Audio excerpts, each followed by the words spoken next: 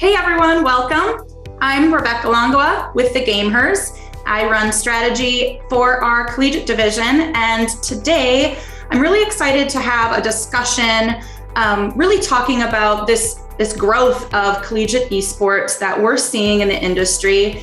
And joining me to discuss this topic, I've got Halina Malik from eFuse, Adam Boothe from PrizePicks, and Sabrina Wong from Evil Geniuses. I really love bringing these individuals together because we've got a really great balance of a brand perspective, a team and org perspective, as well as, really a community perspective with the team over at eFuse. So thanks everybody for joining this awesome talk about collegiate esports. Oh my God, thanks for having us. Oh, it's fun to have. I always love having conversations. Halina, you have great insight with the community that you guys have at eFuse. I'd love to just have each of you go and kind of go through and share a little bit about the organization that you work for and what you do within that organization. And Halina, I'll start with you. Sure. Hey, everybody. My name is Halina Malik. I go by Blonde Venom, she, her pronouns. I'm the director of content over at eFuse. And eFuse is a social media platform for gamers, where you can actually get opportunities for scholarships. You could find a team, you could grow your Twitch, really sort of any stage of life you're at in gaming, eFuse is for you. But we also have a pretty large events department where we run collegiate events, women's events, co-ed events, both online and in person. Awesome. And Halina, you guys work with a lot of different publishers, other organizers, as well as pro teams, which really kind of expands the overall community that you guys are building, correct? Oh, absolutely. Yeah, we work with Activision very closely, Psionic very closely, and the list goes on and on. We have a great relationship with The Rocker, great relationship with GameHERs. We try to say, that nobody's really a competitor to us. We try to work with, everybody, and, open our arms to sort of any game title and any, stage that you're at in gaming. And how large is your community now? We have a little bit over 700,000 members on eFuse, which is amazing. And we're growing our Twitter by the day. And my gosh, we had 7 events this week. And by the time you guys are watching this video, we'll probably have had 14 or 21 more events, by that time. So, anywhere from Call of Duty, Warzone, Apex, Valorant, Rocket League. I mean, you name it, we're involved in it. That's phenomenal. Awesome. Thanks so much for being here and joining in on this discussion. Adam? Yeah, hi, Adam Boothe. I am the Director of Strategic Initiatives at PrizePicks, which is a daily fantasy sports company out of Atlanta, Georgia. I've been with them for the COVID era, and unfortunately, I still have not met a single person over there, but in very short order, I plan to be relocating and, of course, connecting with the GameHERs in person as well on the way down to Atlanta. Over at PrizePicks, we have been in esports since late 2019. We started with offering a Smite product, and it was our first taster into the MOBA genre, and last year we started offering CSGO, League of Legends products, and I got involved around that time and moved into a head of esports position and wanted to expand into other titles. I love CSGO, love League of Legends, but I know within the North American scene, a certain title called Valorant and how that's booming, and Rocket League and Call of Duty, of course, as well. Moving into the summer, we were wonderfully reached out to from yourself, Rebecca, and you connected us with the GameHERs, and also we were connected with CSL. We heard about some of the initiatives, some of the good work that they're doing to be inclusive in esports within the States, and well, all of North America, and we really love the value that these companies are putting back into the esports ecosystem, and that's something that we wanted to do as our first foray into supporting esports. So that's how I came to be on this panel. And as I mentioned before we got on, I am the newbie to collegiate esports, but I have some insights, and I'm going to enjoy listening to the panel and learning from them as well today. Awesome. And CSL stands for Collegiate Star League. For any listeners who are not familiar, Collegiate Star League is an organization that really brings events and tournaments throughout the North American collegiate landscape. And Adam, if you could just kind of briefly share from a brand perspective, PrizePicks perspective, what got you excited about putting a strategy together to reach college students? Yeah, well, it's very interesting because I've done 2 degrees, and in that time, esports was really not a thing that I was aware of or ever made aware of, sadly. And so it's partly it's wanting to know that future generations are able to see the opportunity of gaming and not have to give up on their aspirations to have a path to pro route while sacrificing academia. That's something that I wouldn't have wanted to sort of pick and choose between. From a brand perspective with PrizePicks, one of the first things we were asked when we announced the October event that we're putting on next month was, oh, well, are you doing it from a perspective of revenue, trying to see if you can market very talented collegiate competitors on your boards? And no, not whatsoever. We love that from a foundational perspective with PrizePicks. So many of our employees are straight out of Georgia Tech and UGA, and we want that connection to stay strong beyond just traditional sports, which of course we have many people within the company that are big football fans.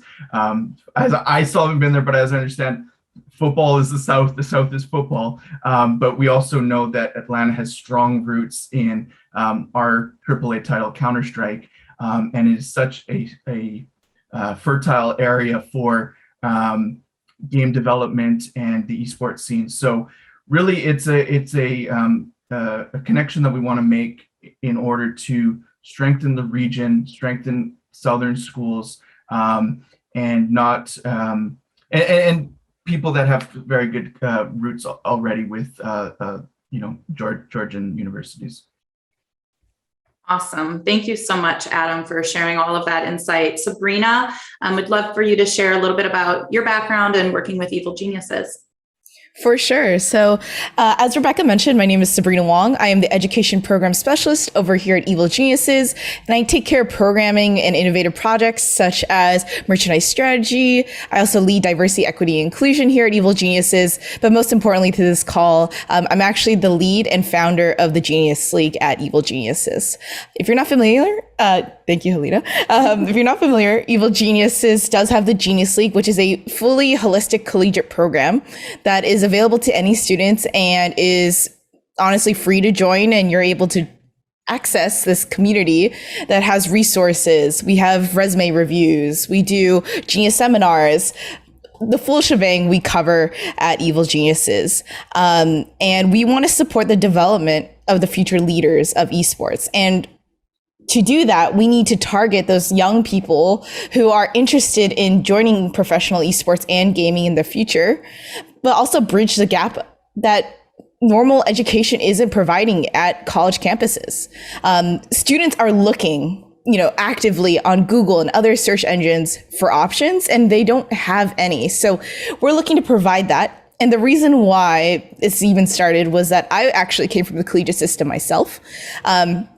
I, at my alma mater, UC Riverside, was able to support and find options for my career by building my own collegiate organization on campus, and it was life-changing. Not just for me, but for people in my leadership as well, to get the experience necessary to get into these organizations that are asking for at entry level 2 to 3 years. And because of that, I was able to get a lot of internships and grow my career. And the only thing that I really wanted to do is to pass it on to someone else who's, going to be a future CEO, maybe of EG or somewhere else in 10, 15 years, and have the chops to do that and have that endemic knowledge as well as business savviness to make change and do good. Phenomenal. I love that.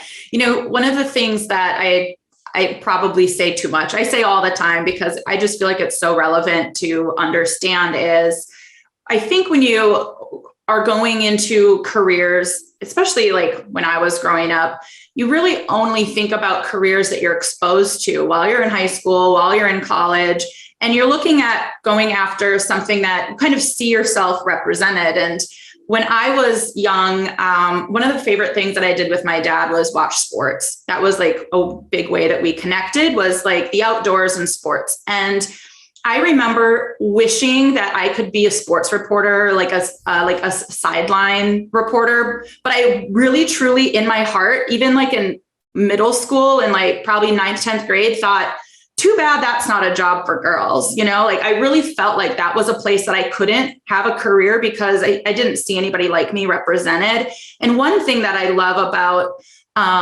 what is happening with the collegiate space, the evolution of the collegiate space, is it's creating a line of sight with organizations like the GameHERs and really all of your brands with eFuse, with PrizePicks, with Evil Geniuses and others, to say like, these are job opportunities. And one thing that is really important is that all of us share our stories about the roles that we have. I think it's our responsibility to do that and be vocal and be that face and that example, so the younger generation know that there's room for them with something that they're passionate about. And I think in traditional sports, it's easy for everybody to kind of understand that there's a pathway to be in the business of basketball or the business of football. It's kind of a new mindset and mind shift that a lot of, decision makers at colleges and universities still haven't all kind of wrapped their heads around. So I'd really love to just have a discussion around,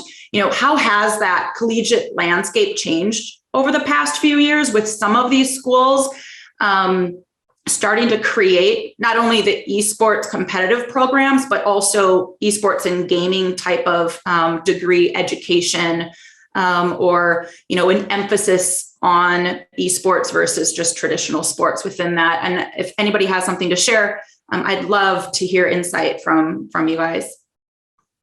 Yeah, absolutely. I mean, I can even speak from the heart a little bit, where when I went to college, I was trying to compete, on the Major League Gaming circuit. I was trying to play Call of Duty competitively, and my campus actually, blocked games off of Wi-Fi. So I had to drive to, like a local LAN center to play every single day. And so it's tough. And now fast forward, my same alma mater has an esports program now. Now they still don't give scholarships, so they're still far behind other colleges.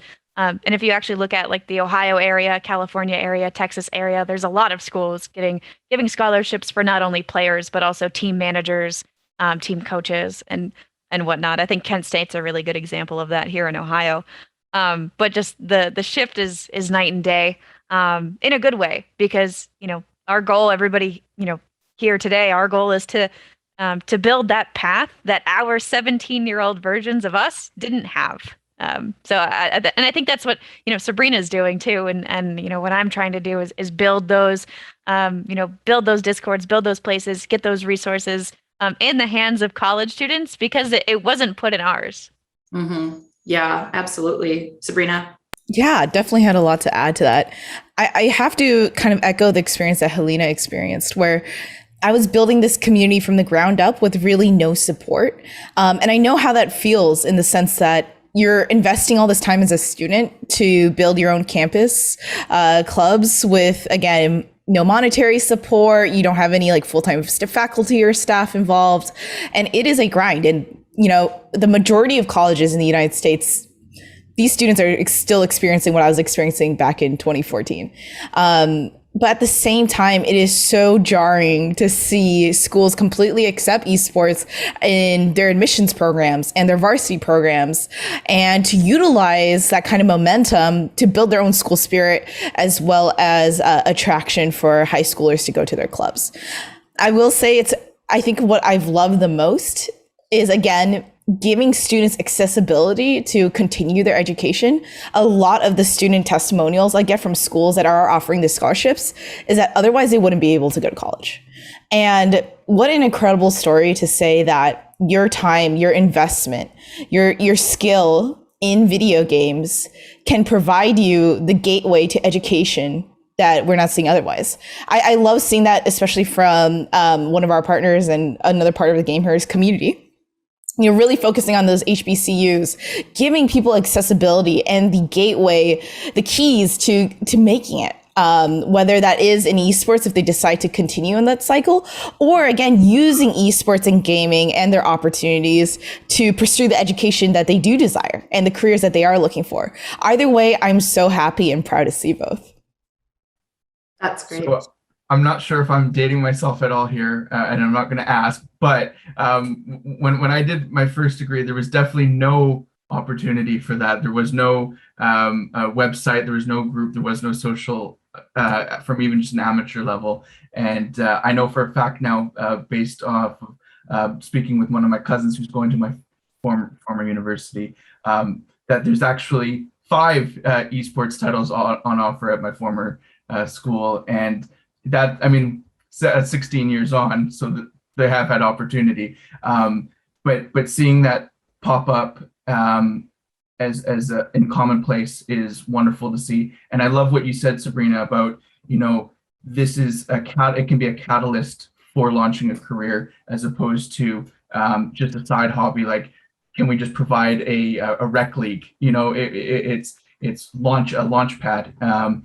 So, and additionally, one of the things that I recognized quickly this past summer from our conversations was, how can we support the youth and young adults who already know what they're looking for, just to be the drivers of that interest, and be a bit hands off, but be there to hear what they need. And so I hope that we start to do that, representing PrizePicks and working alongside the GameHERs. I hope to hear that we're able to do that. But yeah, that growth over that 15, 16-year period, it's visible, and it's through the likes of yourselves, people across the country doing it.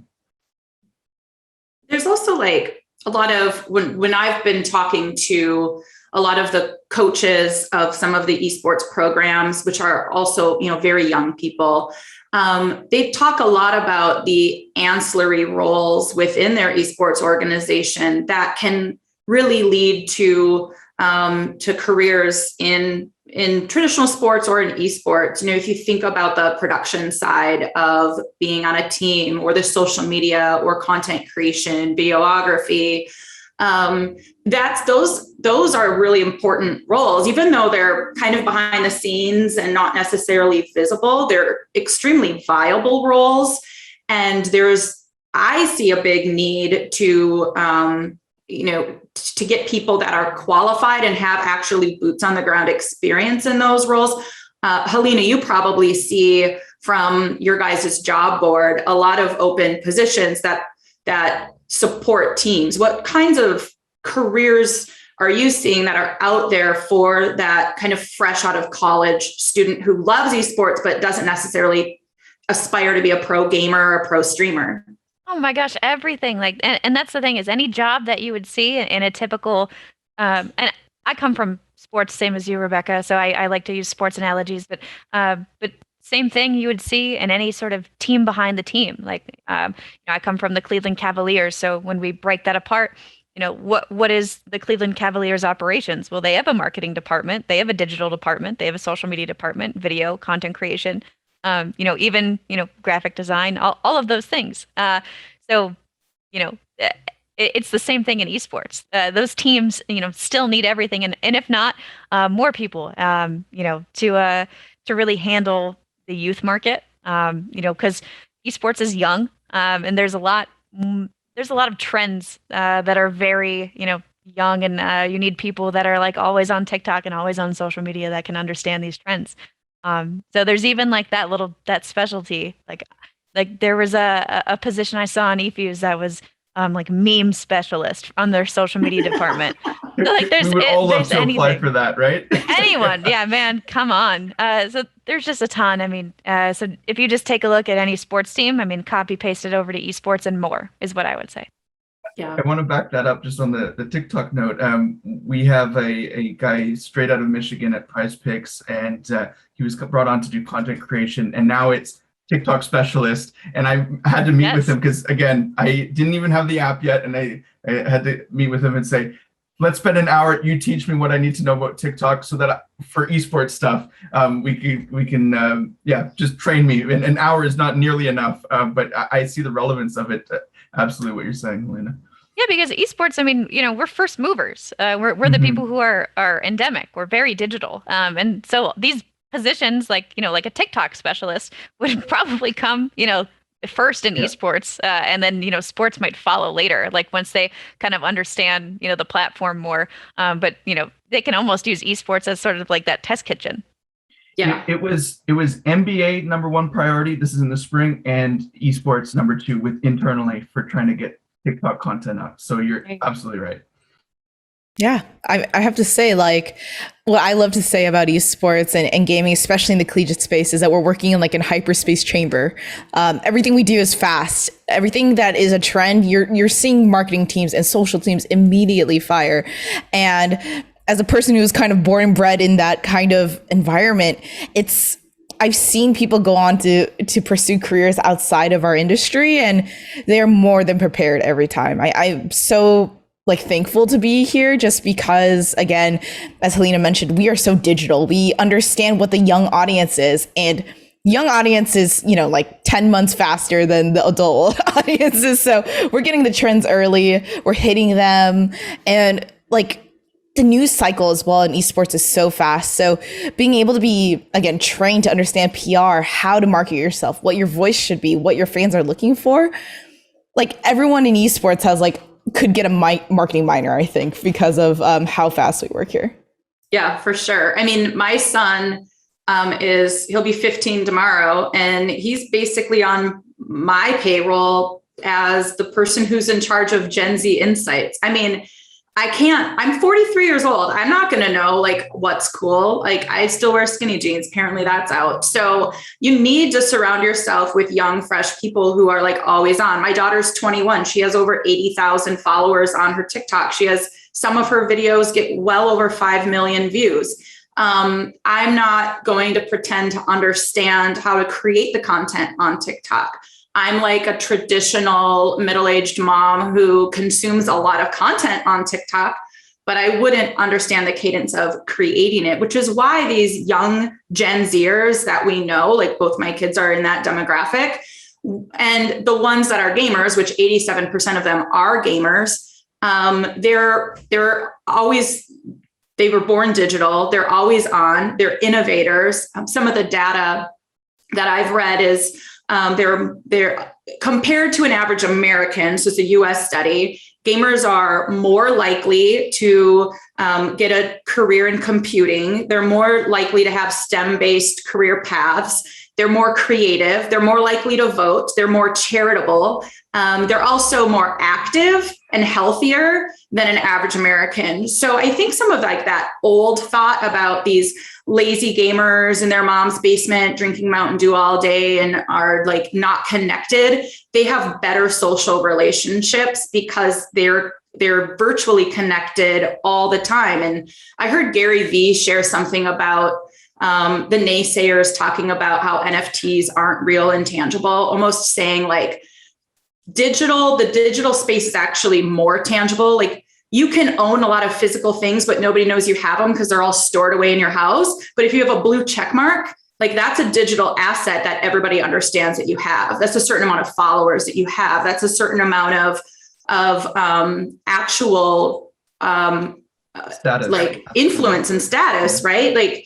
And that's where I think the young generation, these college students especially, that are they're the future of kind of where the world is going. And I think culturally, we need to be better at really kind of listening to what they have to say, because they are also found to be the new family influencers as well. They're informing decisions of the entire household of brands that people are going to buy and the way that they're going to live their lives out as a family. So I think that there's so much purpose behind what everybody that I'm speaking to in this call, all of you, are doing to ensure that we're supporting this new generation and creating really healthy and safe pathways for them to really grow. I think that's one thing I just love about all of you on this call is everything you do has like a higher purpose, like a deeper purpose,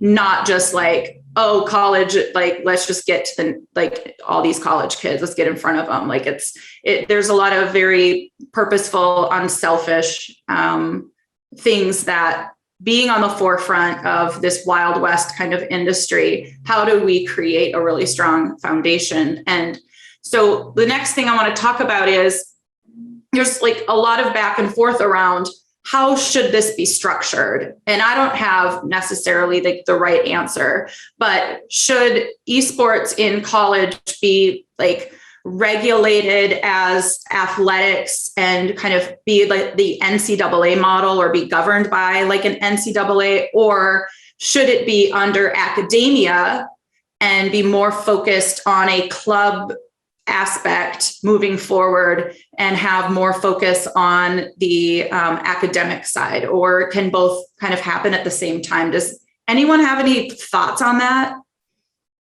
I personally don't see why both can't happen at the same time. I think there's room for both. I think there's room for club teams and room for, real competitive collegiate teams. And personally, I've always been a fan of, NCAA athletes or collegiate esports players, being able to own their IP and having that revenue stream. And I'm a strong supporter of that. I think even if you're 16, 17, 18, and competing in college, like, you should be able to get your piece of that pie, so to speak. But I do think that there is room for both. I think there's room for somebody who might, be in like a plat level who gets, $1,000, $2,000 scholarship. And I think there's also room for somebody who is, a champ and, full ride. So I think there's room. Do you think college is too late for some of that? I mean, we've got full-time content creators and players on our teams at V1 and Rocker that are like in high school. I don't think you need it. That's the thing, is I don't think it should be a pipeline that you have to go through. I think it should be there, sort of, as an option. But I don't think that you should be required to go through this collegiate team to then go to a pro team. And that's just my personal opinion. Yeah, makes sense. Mm-hmm. Yeah, I have to agree with that. I think that as a person who's experienced both being a club president, building events, understanding marketing, understanding how to make pitch decks, and also managing professional teams as well as amateur teams in my time, you need room for both. You need room for, again, those athletics that, could use a little more strategy, could use a little bit more support to run these, because a lot of these varsity programs are really running on one-offs. And as a person who's experienced running tournaments, in the collegiate industry, you have teams that are operating on huge budgets with full coaches and things. And you have some schools that, yes, they did provide scholarships for their students as well as some vertical upbringing, so they're able to continue their education, but they have no other resources. And it's just an uneven playing field. And I'd love to see a little bit more, just someone to kind of come in and have some regulation, so there is a little bit more support on that end. But at the same time, that shouldn't close the gateway for people like, honestly, like from my path, where I was able to get that professional experience very early on in my career and able to convert that.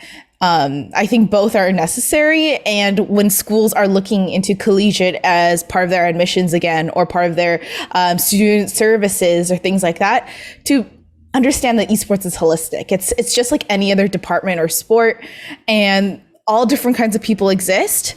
We should be cultivating all talent from all different kinds of places. Right. And you see even like in the NBA, or in other sports, like there are those younger prodigies that can skip that collegiate that stage. They can go straight from being 16 years old and then, getting drafted at 17.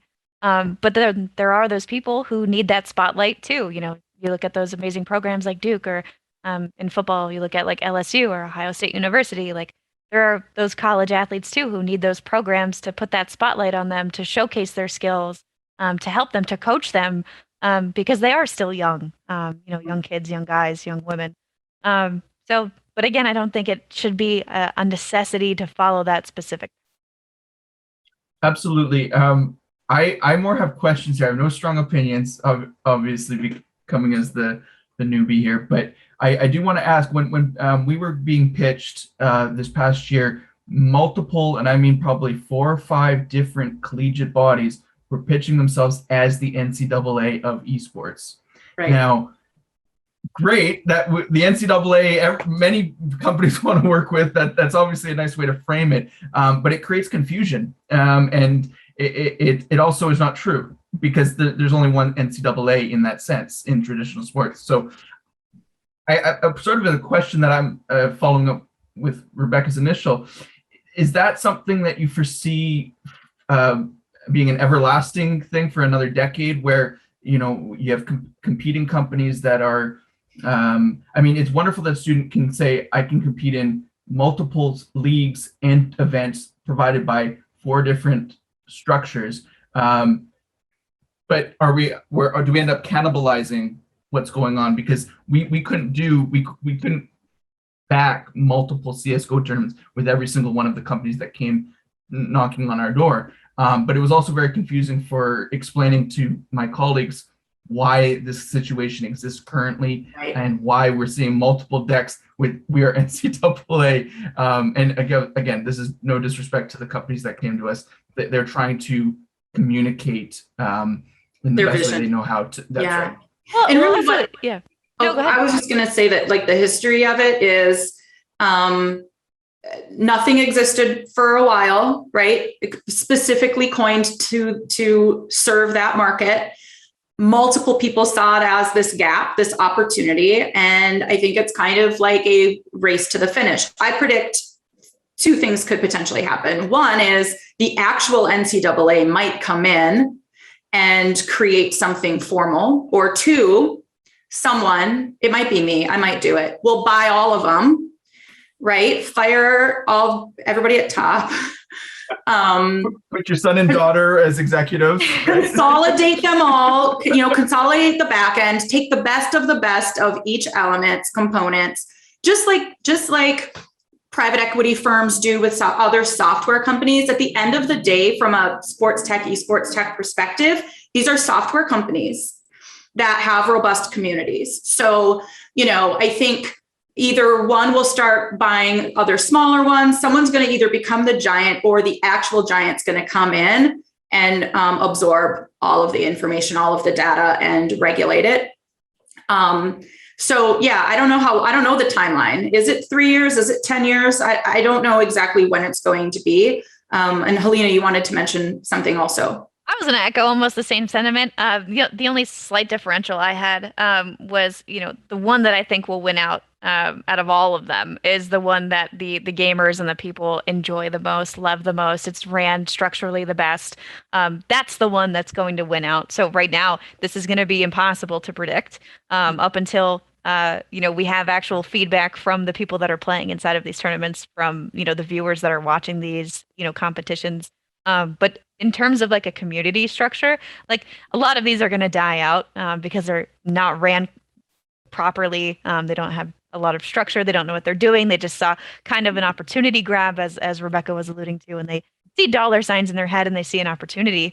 But the one that's going to succeed, to Rebecca's point, is going to be the best one. Yeah. I want to add as well real quick that my prediction is that we're going to see a lot of mergers in the future. The reality is that as you mentioned, there's a lot of competition and they're cannibalizing each other's markets. They're losing resources by the day. And it's hard. It is hard to run a tournament structure in collegiate esports. You have to work around student schedules. We saw some controversy already with some tournaments being too early or too late for certain regions. It's just not working for a lot of these. So the rumor around the Vine is that there's going to be a lot of mergers in the future. Yeah. And you look at companies like Learfield, who I would imagine that everybody is familiar with Learfield, but if our listeners are not, Learfield is an entity that attaches themselves to colleges and universities, and their goal is really to help sell partnerships at the collegiate level with major brands. So, say a major sports drink brand or a fashion brand, lifestyle brand, bringing them into the fold amongst multiple colleges and universities and helping the schools monetize their sports programs. When you see companies like Learfield over the past year hire somebody full-time to start going after those esports teams, and they're kind of the biggest in that market, then you're going to really see, like Sabrina said, and, Halina and I all kind of agree, like either acquisitions or mergers are going to start happening. And an example from traditional school market would be maybe 3 years ago, Vista Corporation, private equity firm, bought maybe 3 or 4 of the school backend platforms, the ones that the teachers, the students, and the parents all have access to share information, to grade students, to check attendance. Vista bought multiple ones of those and aggregated all of the technologies together and relaunched as one large company, and kind of created the best of that type of competing technology. And I really do feel like that's what's inevitably going to happen here. And I don't know, Adam, if you had other things you wanted to share about that or response. A week after we signed our contract with Collegiate Star League, they announced a partnership with NACE. I think it was Mainline and Nerd Street Gamers. And I thought, so we didn't get the heads up that this was going down next week. Have we somehow been exempted and we have to start from ground zero again? What's going on here? And there was sort of a moment of like being frozen. And I thought, well, and then we heard the good news that this is actually a big joint effort to cover greater ground.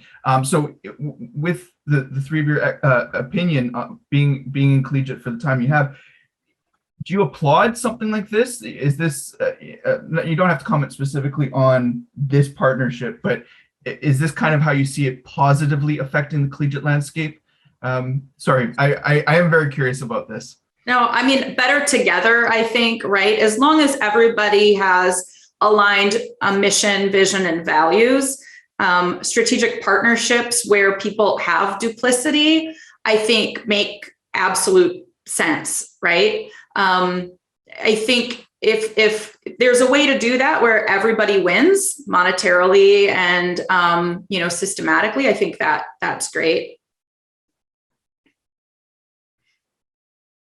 Good, awesome. Name and likeness. Obviously, this is something that hasn't necessarily held gamers back because they haven't been governed under NCAA rules, but I think it really highlights opportunity and really puts more emphasis on the importance of building personal brands as a college student, even younger, to capitalize on your name and likeness.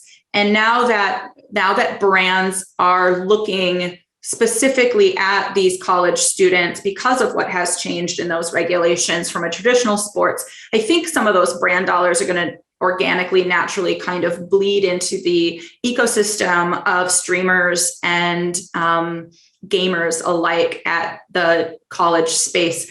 Does anyone here have you guys had any experience in really kind of not only helping build a brand or noticing younger people building out their brands in esports, and any brands that have been going after individual influencer relationships that you want to share or have insight on?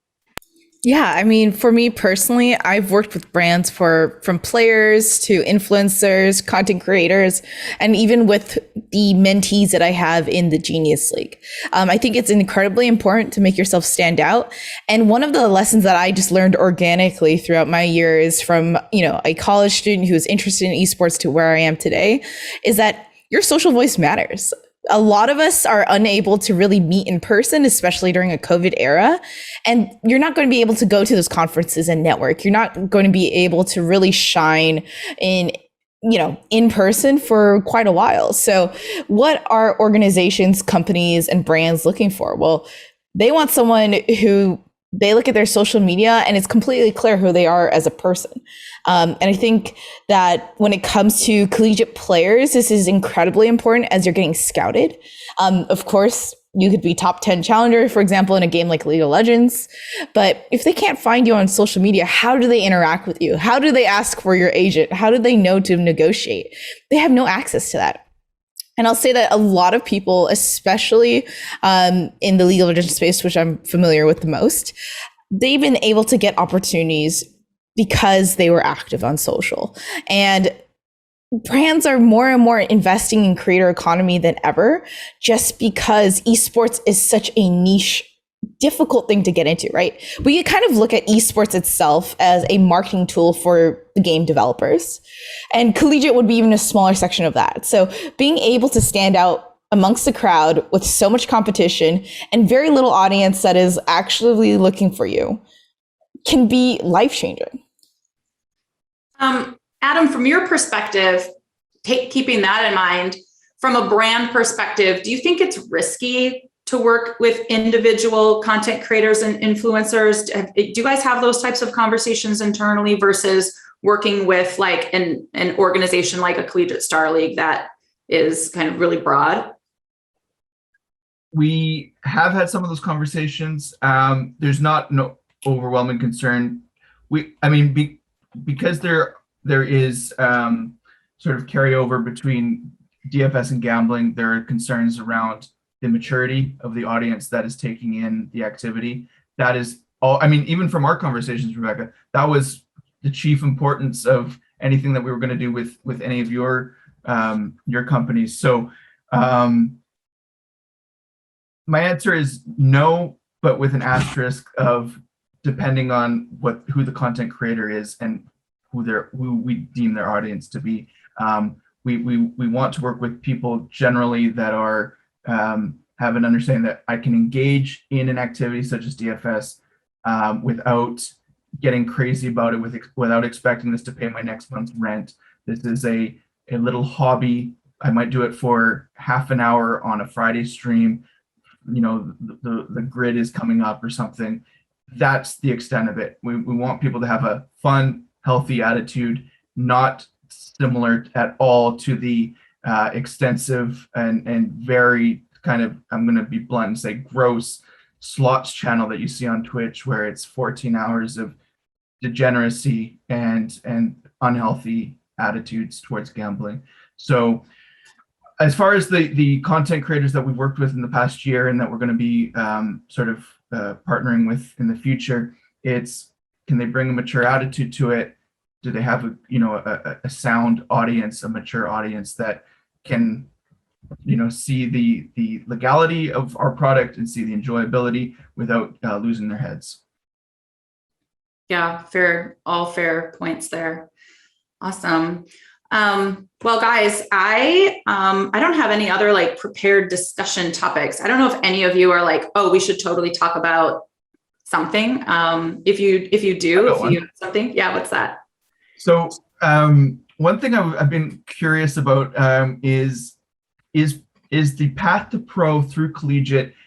Could it be heightened through a more extensive coaching network focused not on the strategic aspects of the game that they're coaching, but on the team building, partnership, mediation, how to work with personalities similar, overly similar, and dissimilar, in order to that if they connect with a professional team, that we don't see the high volatility and turnover that has just, I'm talking about AAA titles, very wealthy organizations where it seems like, well, our personalities just don't get along, so we're going to drop him after 3 or 6 months. That is something that has always got my curiosity and is very distinct from traditional sports. Yes, teams are smaller, but I'm curious if collegiate could focus more, not more, but put an emphasis on good coaching infrastructure to support the personality and maybe out of server chemistry that seems to plague professional esports. Yeah, like in pro sports, we call it like personal brand development or player development, where you have different staff members that are kind of responsible for being pseudo life coaches with these athletes. And frankly, I don't know. When I worked in the NBA, I didn't think it necessarily went deep enough and far enough. I always thought that before even going to media day and training camp, that there should almost be like a player ego camp. I always called it ego camp because there's a lot of ego correctness that needs to happen. And I see it a little bit in esports, not as much, but it's this, I've been the best in every little circuit that I've been competing in for so long that my ego gets a bit out of whack. And I only surround myself with people who feed my own ideology of how I perceive myself or how I wish to perceive myself. I've seen, traditional athletes push some of their absolute best friends since before kindergarten completely cut them out of their lives because that person's willing to tell them the hard truth about their behavior.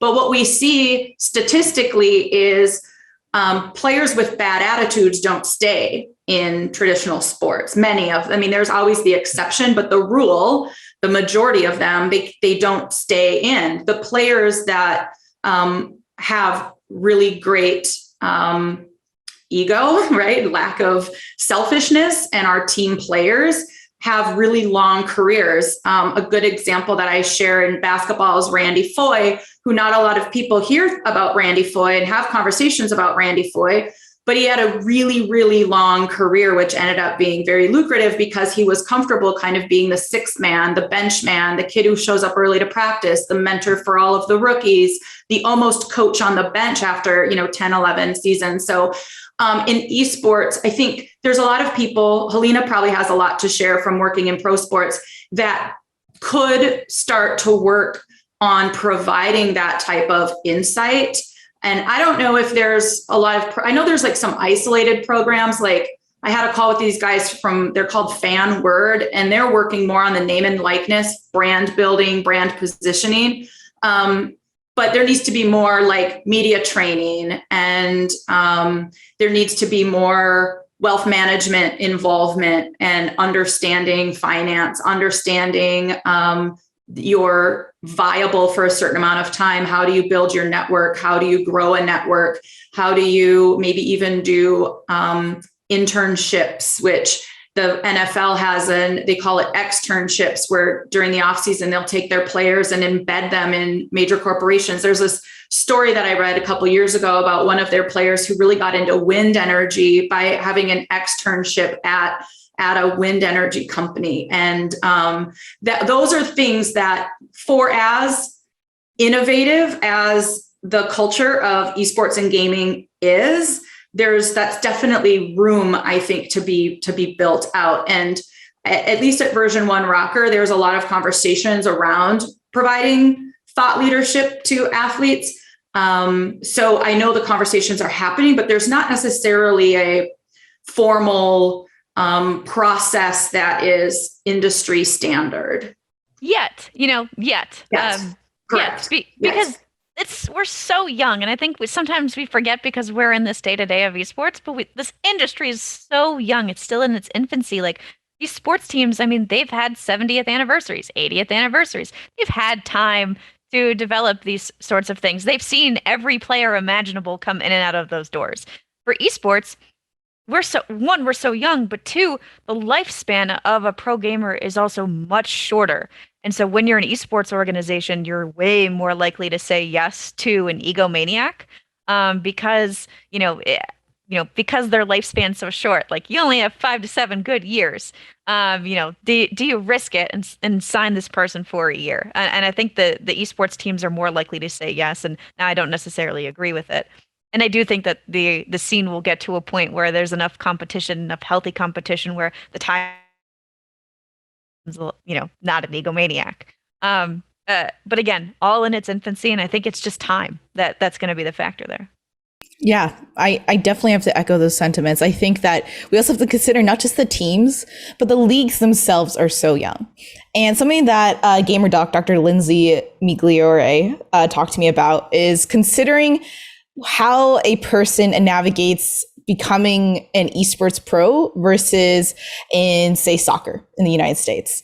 For if you're interested in soccer, you're probably getting into little leagues at like 6 years old. You're getting started. You're getting injured. You're falling. You learn how to lose. You learn how to win. You know how you feel. And over time, you get basically this media training into you. You learn how to navigate team dynamics. You learn how to be a good person. And by the time you're, on the national team or a college team, you've had years, decades of training by that. Now let's consider esports. Most of the time they are starting to play games and most parents don't even support that. Like not even like the first step. And then we go into them playing, they're playing late hours and it's seen as neglect, to their studies, their social lives, etc. So you're already in this pressure chamber. You're not expected to be socially very relevant or, have a lot of experiences and you're just kind of focusing on yourself.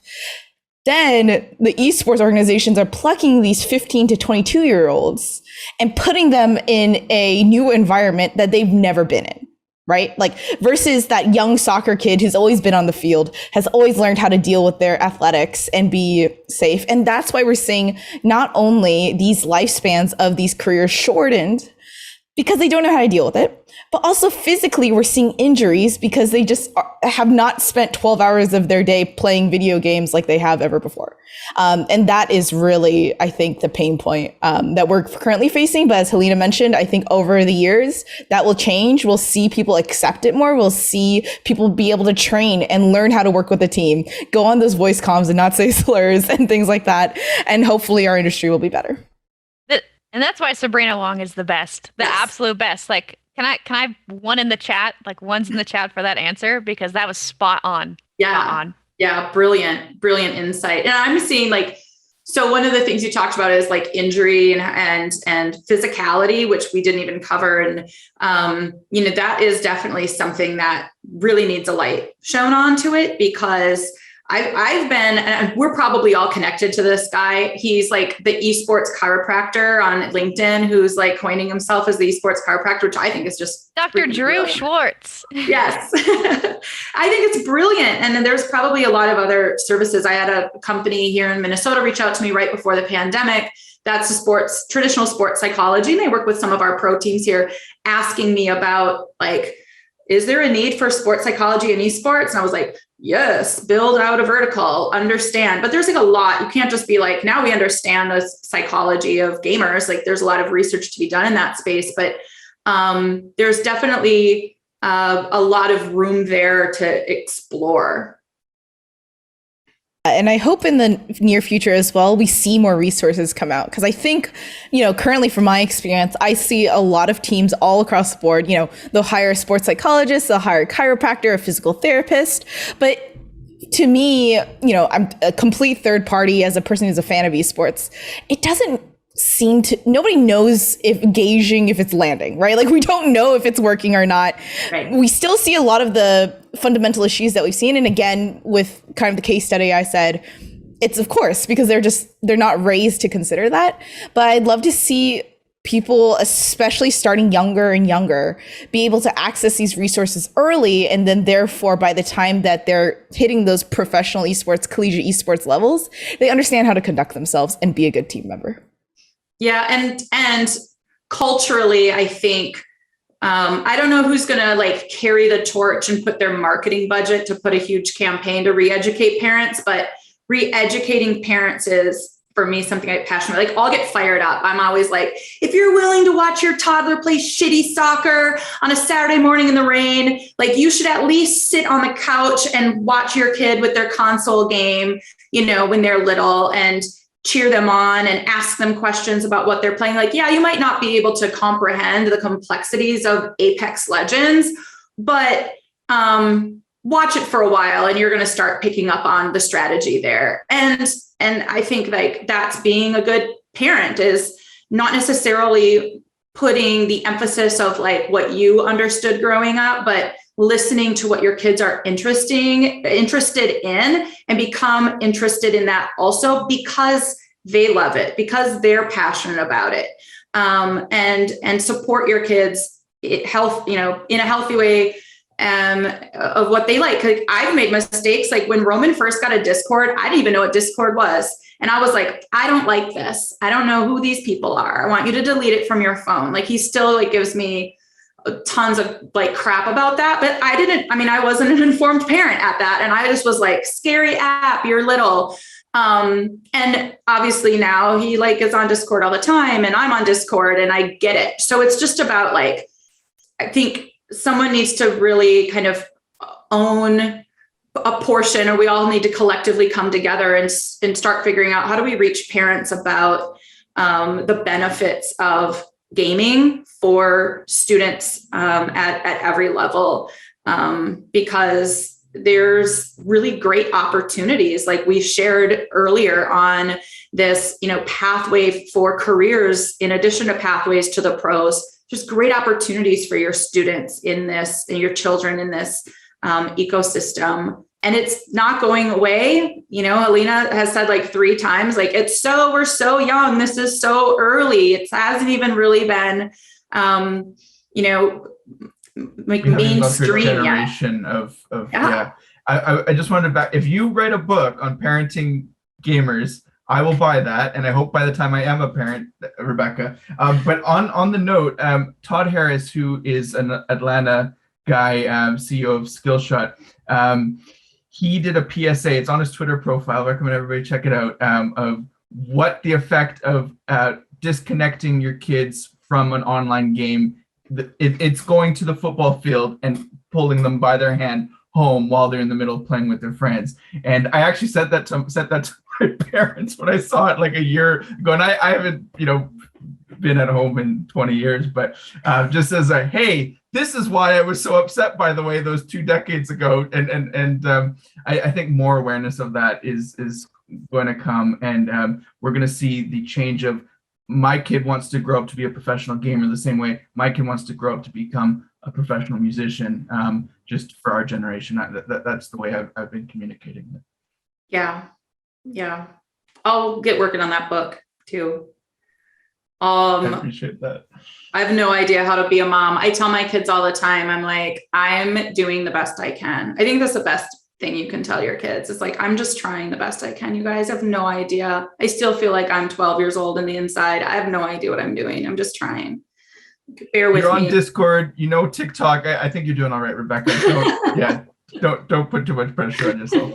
It's hard. Being a parent is hard. And so like, I get it, but educators and parents, demonizing video games, even the most recent Space Jam that came out, like in the first 5 minutes, they were like demonizing video games, like making it a bad thing. And I was just like, why? Like, why do we have to make that the narrative in this day and age that video games are bad? Like that kid shouldn't be playing a video game. He should be practicing basketball instead. It's like I believe that there's going to be a point in time where the revenue from video game, our industry in the US is going to surpass the revenue coming in the NBA. Agreed wholeheartedly. Yeah. So take that, LeBron James. I'm just kidding. There was a report that came out yesterday from, who was it? Oh, I'm slipping on the name. It was Bitcraft and Navik, and it said that it doubled the valuation that we saw from Newzoo last year, of the 180 billion valuation to 330 something, I believe. Wow. And it was for accommodating things like Discord, which they said should be included in the gamer enterprise that Newzoo had not. It's a free report. I recommend checking that out. But yeah, absolutely saying it's going to surpass NBA. It's in our lifetime. Yeah, for sure. Well, should we wrap, friends? Yeah, we'll give you some time to get to your next engagement there, Halina. You guys, this is awesome. This was a really fun discussion. Adam, do you feel better now after getting through it?